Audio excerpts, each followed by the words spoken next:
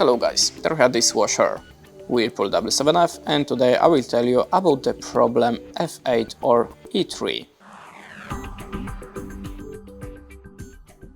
The dishwasher finishes the cycle prematurely. The possible causes: the filter is clogged with food residues or limescale. The dry hose positioned too low or siphoning into the home sewage system.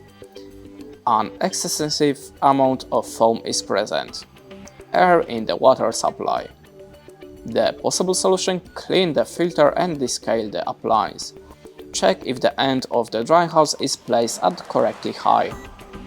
The detergent has not been measured out correctly or it's not suitable for use in the dishwasher. Check water supply for leaks or other issues leaking air inside.